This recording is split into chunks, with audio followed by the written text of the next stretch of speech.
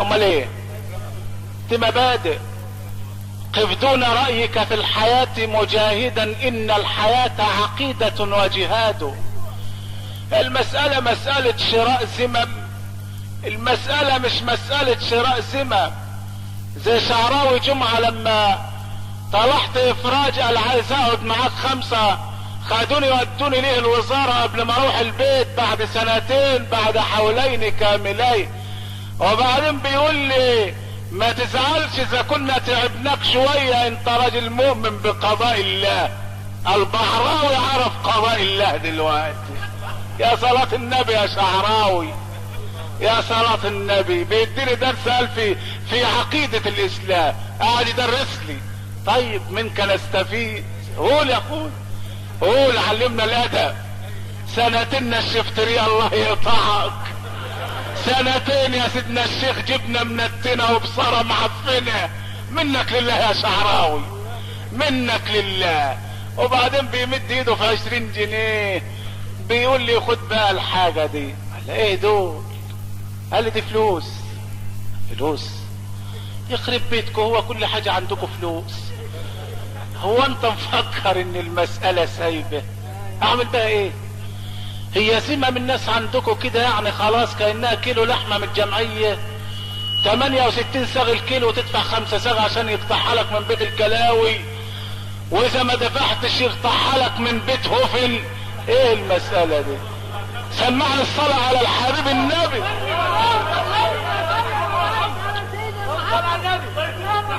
قلت له هتديني الفلوس اعمل بها ايه؟ قال لي انت راجل طالع من السجن وانت ابو عيال وبتاع. قلت له لا، الحمد لله معايا فلوس.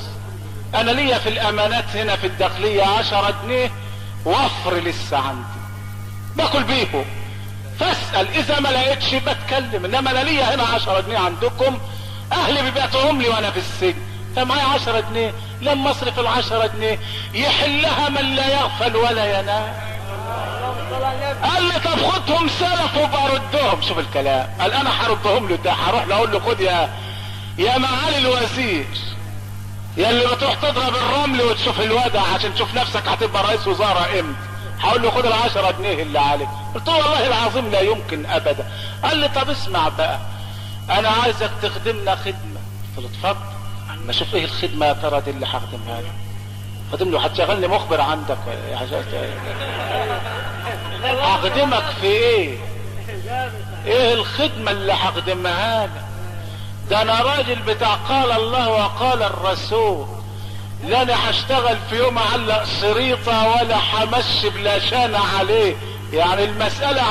قال لي شوف بقى تلفونات اهي كلها خد. اداني يطلع 10 نمر، ونمرة سرية ونمرة علنية ونمرة جهرية ونمرة قرعة. قال لي اللي يجي لك بيتك تبقى تديني اسمه. يا صلاة النبي كويس. اي واحد بقى يجي يزورني ارحب بيه واجي شكه تلفون فلان كان عندي، بعد 2 ساعة تكون العربية بتاع الشاويش عوكل واخداه. ما هو ده اللي كان ماشي. بقول لسيادتك اللي كانوا لقوا معاه نوتة فيها شوية اسامي كانوا يلموا الاسامي كلها اللي في النوتة، يشوفوا فصل البدلة عند الترزي مين، تعال انت اللي فصلت له البدلة تعال بقى عشان نستجوبك. يشوف اشترى كيلو طحينة من اي سرجة يجيبوا بتوع الطحينة كله عشان يطحنوه، وهكذا. بقول لسيادتك لقوا مع واحد اسماء الله الحسنى 99. قال يا ترى هتعملوا في الاسماء دي ايه؟ تقدروا تجيبوا واحد؟ تقدروا تجيبوا اسم؟ مفيش فايدة. ولذلك التاني قال لي زورك هات اسمه. خلاص ماشي. والله الذي لا اله غيره ما اتصلت به ابدا الى يومنا هذا. ادي لك اسمه؟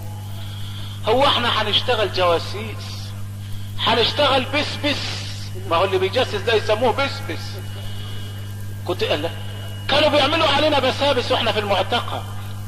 كان لما الرئيس يخطب خطبه، الشيخ جمال عبد الناصر لما كان يخطب خطبه كانوا يذيعوا الخطبه علينا في العنابر. انت عارف ليه؟ انت عارف بيذيعوها ليه؟ عشان الاولاد اللي بيكتبوا تقارير سريه علينا في السجن يدوروا في العنابر يشوفوا مين اللي بيسمع الخطبه وهو نايم. شوف قد ايه. ومين اللي بيسمع الخطبة وهو قاعد، ومين اللي بيسقف ومين اللي ما بيسقفش. تصور هذا يا ناس، حرام عليكم. ده فيها ناس بتقرأ القرآن وتسمع القرآن وهي نايمة. ده ربنا بيقول اذكروا الله قياما وقعودا وعلى جنوبهم. وانت تلزمني ان انا اسمع خطاب واحد بشر من البشر سيتحول الى جيفة عفنة، ترغمني ان انا اسمعه واسقف له؟ شوف منتهى الظلم ومنتهى الجبروت. فالناس دول كان عندهم ذمم العباد لا قيمة لها، لا قيمة لها ولا وزن لها.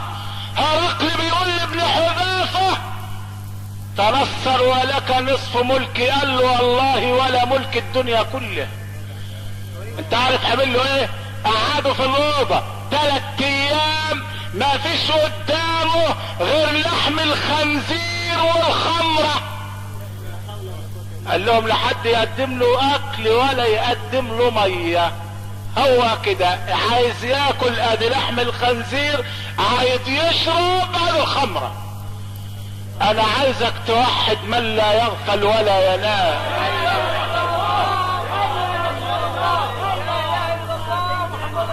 3 ايام لا اكل ولا شرب، انما خمر وخنزير. تتصور بعد 3 ايام فتحوا عليه لقوا الخمرة زي ما هو، الخنزير زي ما هو. فلما افرجوا عنه قاموا بيسألوا سيدنا عبد الله بن حذافة. سيدنا عمر بيسأله بقى، بيقول له يعني انت كنت مضطر، فايه اللي خلاك ما قربتش يم الدولات؟ قال له والله يا امير المؤمنين ما مددت يدي وانا في شدة الجوع والعطش، لم ارضى ان امد يدي حتى لا اشمت اعداء الله في دين الله. شوف قد ايه، عشان ما شمتش الاعادي، عشان ما شمتش الاعادي. ابليس بيقول للعالم ان الحبال الطويلة دي للعلماء، الحبال المتوسطة لبقية الناس. واحد اتخانق مع واحد عشان بيع عشان شراء. الحبال القصيرة للاطفال. طب والاطفال ذنبهم ايه؟ ايوه، يخلي حودة يتخانق مع سمعة ويضربه وهم لسه اطفال. يدخل الراجل بيته، مراته تقول له الواد ابن الجيران ضرب ابنك لما عدمه، ويمين الختمة ما كنت تنزل تضربه من يعدلك في البيت. لا اله الا الله. شوف شغل ابليس، شغل ابليس. كل ده حركات ابليس، كل دي مخططات ابليس. انا عايزك توحد الله، تقول لا اله الا الله.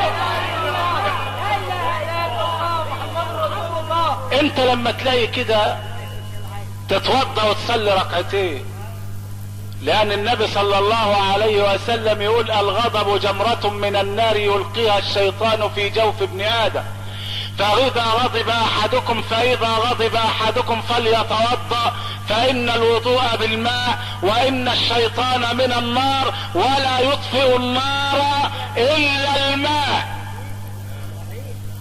انما تقول لك الكلمة دي تجي انت طالع على طول وواقف في باب الشقة، واذا كان ابوه راجل يطلع لي وماسك انت سكينة البصل، ويطلع ابوه برضه ماسك لك سكينة الحلاوة او قرن غزال، تبهدلوا بعض. واحد يروح المستشفى والتاني يروح طرى، والبيت انخرب وسمعة لعب مع حودة ملك ولا كتاب، وانتهت المسألة. ويبقى مين اللي كسب؟ الشيطان. فالحقيقة العالم قال لابليس اعندك ما توقعني به في غضب الله؟ قال له عندي. راجل عالم فاضل عنده 70 سنة، هيعمل معاه ايه؟ مرات امير البلد ما كانتش بتخلف، فراح ابليس لها في المنام وقال لها اذا كنت عايزة تخلفي ولي العهد، في واحد هنا شيخ دقنه بيضة بيمشي من هنا يصلي العصر كل يوم في المسجد، فهاتيه وراوديه عن نفسه وخليه يقع معاك في الحرام مرة سيكون منها الولد